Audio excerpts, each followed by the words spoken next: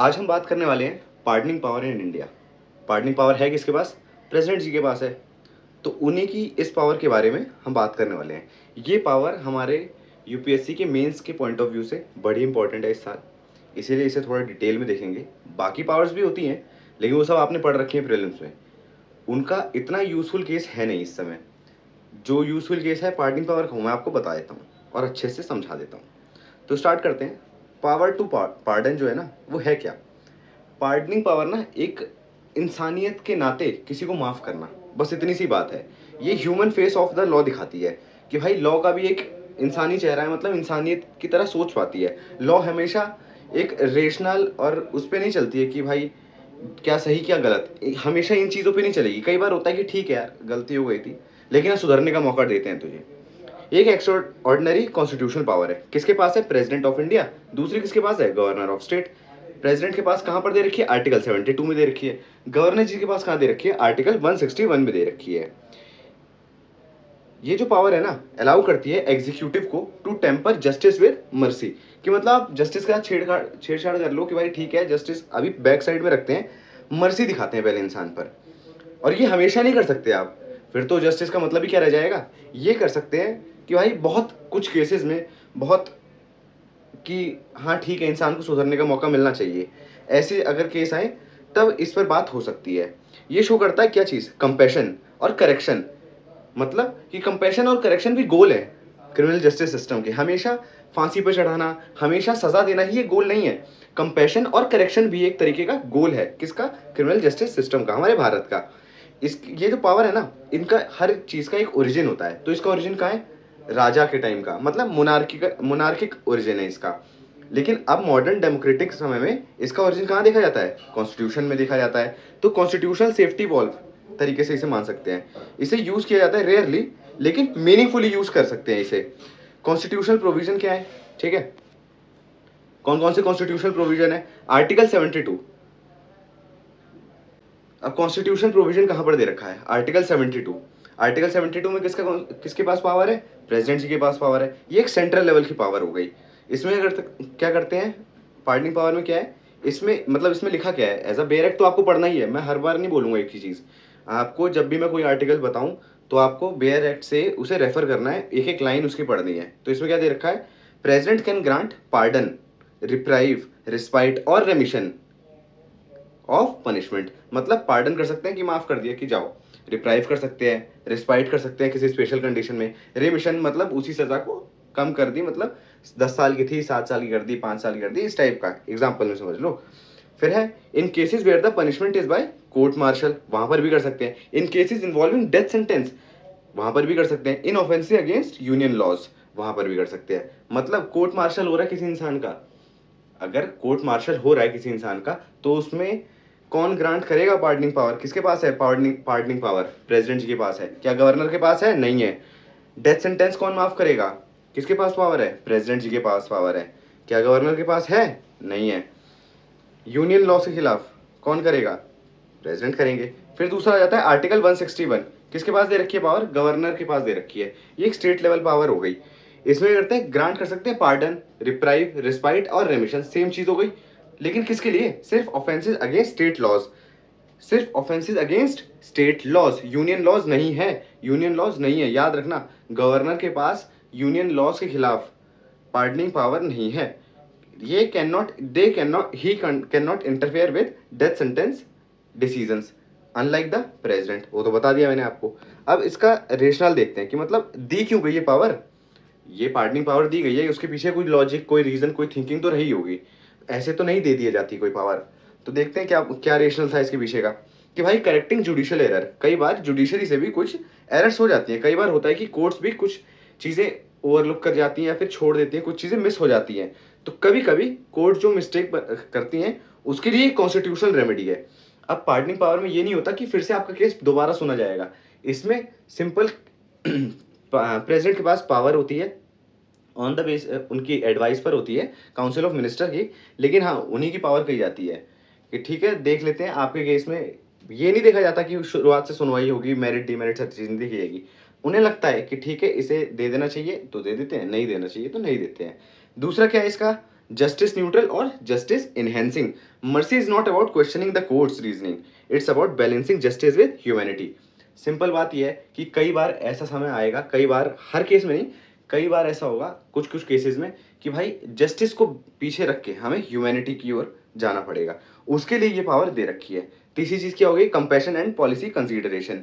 इसे कब यूज किया जाता है, used when the convict is reformed और when social political considerations apply. मतलब अगर किसी को रिफॉर्म करना है, किसी लगता है कि इसके अंदर पोटेंशियल है कि भाई ये रिफॉर्म हो जाएगा और ये समाज के लिए अच्छा साबित होगा बाद में, इसलिए ह्यूमैनिटी के नाते दिया जाता है। इसके अगेंस्ट भी कह सकते हैं कि भाई इसने तो गलत कर दिया ना, अब तो वो बात सही है, लेकिन अभी हम रेशनल देख रहे हैं, इसलिए इसके आगे क्रिटिसिज्म पे भी आएंगे, वो सारी चीज देखेंगे। फिर है डेमोक्रेटिक अकाउंटेबिलिटी। दो unelected, the president acts on the advice of elected leaders, council of ministers. फिर क्या आ जाता है, मोरल अथॉरिटी हो जाती है कि mercy flows from conscience and public good, not just legal principal. कि मर्सी जो होती है भाई, एक कंसाइंस मतलब अंतरात्मा से आती है और जनरली लार्ज लोग के लिए होती है कि पब्लिक गुड के लिए, पूरी सोसाइटी की वेलबींग के लिए। और सिर्फ एक लीगल प्रिंसिपल नहीं है कि भाई क्या राइट है क्या रॉन्ग है, इस बेसिस पर नहीं है। Sovereign function, part of states moral duty to act above technicalities when required. Historical tradition भी चला आ रहा है, present in all democratic society to prevent rigid legalism from causing injustice. पहले पुराने जमाने में क्या होता था, राजा लोग सजा सुनाते थे, लेकिन ऐसा नहीं कर सकते थे कि हर एक में राइट या रॉन्ग कर पाते थे। तो क्या किया कि भाई कई बार ऐसा, कई केसेस में वो ऐसा कर सकते हैं या कर देते थे कि ठीक है तुमने गलती कर दी, कोई बात नहीं, तुम्हें हम माफ़ कर देते हैं। और माफ़ी के तौर पे ऐसा नहीं खुला छोड़ दिया उसको, कम्युनिटी सर्विस करा दी, इस तरीके की माफ़ी भी दे सकते थे, या फिर उसको बोला कि भाई तुम सुधर के दिखाओ, कोई अच्छा भला काम करके दिखाओ, इस तरीके की चीज़ें। फिर आ जाते हैं चैलेंजेस और क्रिटिसिज्म पे कि भाई कुछ चैलेंजेस और क्रिटिसिज्म भी तो है, कोई लोग इन सब चीज़ों को क्रिटिसाइज भी तो करेंगे। लैक ऑफ ट्रांसपेरेंसी है, सही बात है भाई, कहीं अपना बंदा हो, किसी फॉर एग्जांपल एक्स पार्टी है, उनके किसी बंदे को जेल हो गई, डेथ सेंटेंस हो गई, तो ये लोग क्या कर सकते हैं ना, बायस हो सकते हैं ना उसकी ओर कि ठीक है भाई तुम्हें माफ़ करवा देंगे प्रेसिडेंट से, किसी की सरकार हुई मेन में, कि भाई ठीक है चलो माफ़ करा देंगे। तो क्या इसमें लैक ऑफ ट्रांसपेरेंसी है, decision are often not explain to the public और द कन्विक्ट। मतलब जो कन्विक्ट है ना, कन्विक्टेड इंसान है, दूसरा पब्लिक, इनमें से किसी को भी डिसीजन जो लिया गया है ना उसको एक्सप्लेन नहीं किया जाता कि क्यों लिया गया है डिसीजन और किस बेसिस पे लिया गया है। ये चीज़ तो होनी चाहिए। खैर देखा जाए तो एक लॉजिकल दिमाग से सोचें कि भाई आपने डिसीजन लिया क्यों, ये भी तो है कि आपने डिसीजन लिया क्यों, ये तो बता दो, इसको माफ़ कर रहे हो ये तो बताओ क्यों माफ़ कर रहे हो, लेकिन ये बताया नहीं जाता है। तो इसमें क्या होता है कि भाई ट्रांसपेरेंसी खत्म हो जाती है, पॉलिटिकल इन्फ्लुएंस भी रहता है। Mercy pleas are sometimes decided based on the public sentiment और पॉलिटिकल प्रेशर। कई बार ऐसा रहता है कि भाई किसी, भाई पॉलिटिकल प्रेशर तो होता ही है, वो तो बता ही दिया मैंने, पॉलिटिकल प्रेशर तो आपको हर जगह ही मिल जाएगा। दूसरा पब्लिक सेंटिमेंट की बात आ गई कि कई बार होता है कि भाई यहाँ पर फॉर एग्जाम्पल पब्लिक में बना हुआ है कि भाई इसको फांसी देनी पड़ेगी, देनी पड़ेगी। तो अगर प्रेसिडेंट चाहे भी तो भी नहीं देते, क्यों, क्योंकि पब्लिक सेंटिमेंट ऐसा नहीं है। और अगर है कि भाई आपको फांसी रोकनी पड़ेगी, इसको पार्डनिंग पावर मतलब पार्डन कर दो, रिस्पाइट जो भी है जो करना है कर दो, तो उसके लिए अगर तो प्रेसिडेंट आ जाएंगे कि ठीक है यार इस समय पब्लिक सेंटिमेंट बना हुआ है, तो क्या करते हैं, इनको छोड़ देते हैं, इस समय इनको एक मर्सी दे देते हैं, और क्या डिले किए जाते हैं। Some mercy petition take years causing mental trauma especially to death row convicts. अब इसमें आप इंसान को एक बार ही मार दो, उसको बोल दो कि भाई तेरी मर्सी पिटिशन जो है ना रिजेक्ट हो गई है, मतलब कि आपका जो पार्डन आपने मांगा था वो नहीं मिल रहा है आपको, तो उससे क्या होगा भाई, एक दिन आदमी मरेगा, ठीक है, डेथ हो गई उसकी, किस तरीके से, फांसी लगवा दी उसको, उस तरीके से डेथ हो गई। लेकिन अब ये लटकी हुई है ना, कई सालों सालों लटकी रह जाती है, तो पता ही नहीं रहता आदमी को, वो मेंटल एगोनी से गुजर रहा होता है कि भाई हर दिन मर रहा होता है कि भाई यार क्या होगा कल, क्या पता कल आ जाए, क्या पता कल ना आए, मेरे को मिल जाए पार्डन या ना मिले, ऐसी चीज़ें चलती रहती हैं। फिर उसमें दूसरी और सबसे main cheese separation of power में खतरे में आ जाता है। क्यों, क्योंकि आप ओवरराइड कर रहे हो ना, एग्जीक्यूटिव ओवरराइड कर दे रहा है किसकी पावर को, जुडिशियल डिसीजंस को, जुडिशरी की पावर को ओवरराइड कर दे रहा है। कौन कौन कर रहा है, एग्जीक्यूटिव ही तो कर रहा है, प्रेसिडेंट कर रहे हैं।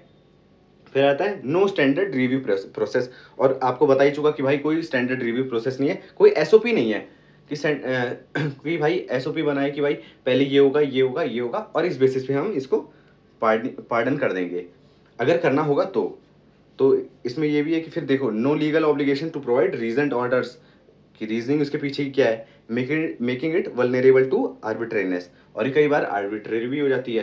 फिर है जुडिशियल रिव्यू इज लिमिटेड, इस चीज के लिए जुडिशियल रिव्यू जो है ना लिमिटेड है। Courts can't review the merits only the process creating a legal grey area. ठीक है,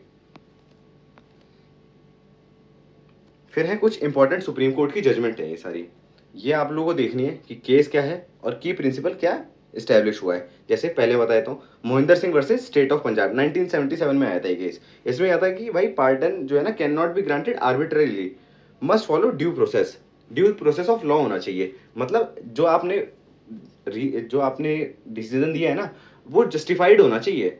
ऐसा नहीं कि आपने आर्बिट्रेरी किसी को भी दे दिया कि बोला कि ठीक है यार तुम्हें माफ किया जाता है। दूसरा केस था मारूराम वर्सेस यूनियन ऑफ इंडिया 1981 का। प्रेसिडेंट और governor must act on advice of council of minister not personal will. ये इंपॉर्टेंट है, ये वाला केस लो इंपॉर्टेंट है, इसे ध्यान से देखना। तो इसमें क्या है कि मारूराम वर्सेस यूनियन ऑफ इंडिया 1981, इसमें क्या कहा कि भाई प्रेसिडेंट और गवर्नर जो है ना वो अपने आप से डिसीजन ले सकते हैं। उनको किसके बेसिस पे करना है, किसके बेसिस पे डिसीजन लेना है, किसके बेसिस पे, किसकी एडवाइस पर, काउंसिल ऑफ मिनिस्टर की एडवाइस पर, उनकी कोई पर्सनल विल नहीं है। फिर आया कौन सा केस, कहर Singh versus union of India. इसमें क्या कहा गया कि पार्डनिंग पावर जो है ना बहुत ब्रॉड और एग्जीक्यूटिव है ना कि जुडिशियल। तो इसमें केस के मेरिट ये सारी चीजें ना कंसीडर की जा सकती है कभी कभार। Satpal versus state of Haryana 2000, post conviction conduct of prisoner must be considered before granting pardon. फिर आता है last Shatrughan Chauhan versus union of India 2014 का केस है। अनड्यू डिले जो होता है in deciding mercy petition is ground to commute death sentence. समझ गए आप लोग? ठीक है, अब क्या है इसके कुछ रिफॉर्म देखेंगे, सॉल्यूशन देख लेंगे। यही तो करना है, क्वेश्चन में पूछेगा क्या आपने आप हम लोगों से पूछेगा क्या मीन्स में, यही तो पूछेगा कि भाई रिफॉर्म कैसे कर दें इस चीज़ को या सॉल्यूशन कैसे ला दें, ये बता दो सिंपल। तो बता दोगे आप लोग कि ठीक है भाई ये चीज़ है, तो ये चीज़ अभी हो रही है, फॉर एग्जांपल पार्डनिंग पावर अभी ये है और अभी इस तरीके से चलती आ रही है, इवोल्यूशन इसका केस लॉ के जरिए ये हो गया है और अभी इसका सिग्निफिकेंस ये है, क्रिटिसिज्म ये है, अब आगे वे फॉरवर्ड में बता देना कि सॉल्यूशन ये चीज़ें हैं। तो judicial review with restraint, court can review pardon if there is a malice bias और प्रोसीजरल फेलियर। मतलब कोर्ट जो है रिव्यू कर सकती है, रिव्यू पिटीशन जो डाली जाती है किसकी, पार्डन जो किया गया है प्रेसिडेंट के द्वारा, उसको रिव्यू किया जा सकता है किसके द्वारा, जुडिशरी के द्वारा। कब किया जा सकता है, जब उन्हें लगे कि बायसनेस कहीं करी गई है। दूसरा है क्लियर गाइडलाइंस होनी चाहिए। आगे ट्रांसपेरेंसी एंड यूनिफॉर्म स्टैंडर्ड होने चाहिए। सही बात है, हमने पीछे देख लिया क्रिटिसिज्म में, उसी को अच्छा करके लिख देंगे। फिर है एग्जीक्यूटिव का सेल्फ रिस्ट्रेंट होना चाहिए, टाइमली डिस्पोज होनी चाहिए, पब्लिक के प्रति अकाउंटेबिलिटी होनी चाहिए, इंडिपेंडेंट क्लीमेंसी बोर्ड होना चाहिए एक, जो कि नॉन पॉलिटिकल हो, एक्सपर्ट कमिटी बैठे और इवेल्युएट करे पिटीशन को before final decision, legislative oversight होना चाहिए। पार्लियामेंट में create statutory mechanism for regular scrutiny, constitutional amendment कर दो जिससे कि क्लैरिटी आ जाए किसके बारे में, स्कोप और लिमिट के बारे में। जैसे जुडिशियल रिव्यू के बारे में हमारे पास स्कोप नहीं है, लिमिट नहीं है उसकी, है ना, वैसे ही इस पावर की भी कोई स्कोप और लिमिट नहीं है उसको, लेकिन लिमिट और स्कोप में लाना पड़ेगा, किसके जरिए आएगा, कॉन्स्टिट्यूशन अमेंडमेंट के जरिए आएगा। अब एक क्या देख लेते हैं, अब देख लेते हैं इंटरनेशनल कंपैरिजन, कौन कौन सी कंट्री, उनके यहाँ प्रोविजन और नेचर ऑफ पावर देख लेते हैं। पहला देखेंगे यूएसए, आर्टिकल 2 में दे रखा है, सेक्शन 2 में दे रखा है क्या, प्रेसिडेंट पार्डन कर सकते हैं, प्रेसिडेंट पार्डन तो कर सकते हैं, लेकिन कब पार्डन नहीं कर सकते, वो है इम्पीचमेंट के केस में। किसी इंसान को इम्पीच किया जा रहा है तो उस केस में प्रेसिडेंट पार्डन नहीं कर सकते हैं। तो नेचर ऑफ पावर कैसा हो गया, subject to limited judicial review. क्या एग्जांपल देंगे, हॉफर वर्सेस सेक्सबे, ये केस हुआ था। फिर यूके पे आ जाते हैं, रॉयल प्रेरोगेटिव ऑफ मर्सी, इसमें क्या है, कौन एक्सरसाइज करता है इसको, क्राउन, किसके बेसिस पे करते हैं, होम सेक्रेटरी की एडवाइस पे करते हैं। जुडिशियल रिव्यू यहाँ पर जो होता है ना रेयर होता है, लेकिन एग्जिस्ट करता है, कहाँ पर है, एक्स पार्टी बेंटली, ये केस था। फिर आते हैं पाकिस्तान में, आर्टिकल 45 कि प्रेसिडेंट कैन ग्रांट पार्डन, और जो ये इनके पास जो पाकिस्तान में जो पावर है ना वो एब्सोल्यूट है, उसमें कोई जुडिशियल रिव्यू या कोई चीज़ अलाउड है ही नहीं। फिर है Bangladesh, article 49, president can act on PM's advice. Bangladesh में क्या है, प्रेसिडेंट एक्ट करते हैं किसकी एडवाइस पर, पीएम की एडवाइस पर। तो उनका भी कोई अपना, जैसे अपने यहाँ किस पे करते हैं, काउंसिल ऑफ मिनिस्टर की एडवाइस पे, पीएम की एडवाइस पे नहीं, काउंसिल ऑफ मिनिस्टर की एडवाइस पे। बांग्लादेश में किसके किस बेसिस पे करते हैं, पीएम की एडवाइस पर। इस नेचर ऑफ पावर क्या हो गया कि भाई कोई इंडिपेंडेंट डिस्क्रिप्शन नहीं है, एक सेरेमोनियल रोल है बस।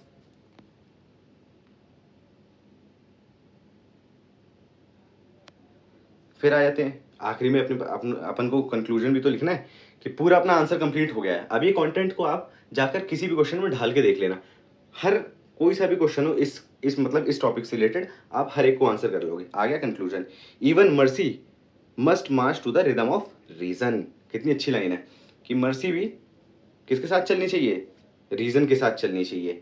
कि भाई आपने मर्सी तो दी किसी को, लेकिन उसके पीछे की रीजनिंग क्या है। The power to pardon is not about questioning justice but about correcting injustice. देखो कितनी अच्छी बात है ये, कि भाई जो पार्डनिंग पावर है ना, ये इसलिए नहीं दी गई कि भाई कोर्ट ने सही किया है गलत किया, ये इसलिए दी गई है कि इनजस्टिस ना हो जाए अगले के साथ। इस तो किस तरीके से एक्सरसाइज करनी चाहिए इसे, विद डिसिप्लिन करनी चाहिए, विद टाइमलीनेस करनी चाहिए कि भाई टाइमलाइन लगा दो, विद कॉन्स्टिट्यूशनल मोरालिटी के साथ करनी चाहिए। कॉन्स्टिट्यूशनल मोरालिटी बहुत अच्छा शब्द है, इसे देखना एक बारी। और क्यों देखने के लिए कह रहा हूँ, जिससे कि कल को प्रीलिम्स में भी आ गए ना क्वेश्चन आंसर, मतलब इस तरीके के क्वेश्चन, कॉन्स्टिट्यूशनल मोरालिटी पता रहेगा, क्योंकि इस तरीके के आजकल क्वेश्चन पूछ ले रहा है। तो क्या है फिर लास्ट में, India must retain the power but regulate its use so that humanity and legality work hand in hand. यहाँ हमारा पार्डन का टॉपिक जो है खत्म होता है। आपको क्या करना है, प्रीवियस ईयर उठाने हैं, मेंस के कोई मॉक पेपर उठाना है, उसमें इस क्वेश्चन को इस टाइप के क्वेश्चन के देखने हैं, और क्या करना है, इस आंसर को सोचना है, क्या करना है, थिंक करना है, तभी होगा थिंक लाइक यूपीएससी। आपको इस कंटेंट को ना सोचना है कि उसमें कैसे ढालूं, उस क्वेश्चन में कैसे डालूं, क्योंकि पढ़ता हर कोई इतना है, क्योंकि कंटेंट ही इतना है। उससे ज़्यादा इकट्ठे करने का मतलब नहीं ना, कितना इकट्ठा कर लोगे, वहाँ जाके रिप्रोड्यूस करना है हमें। ठीक है, थैंक यू, बाय।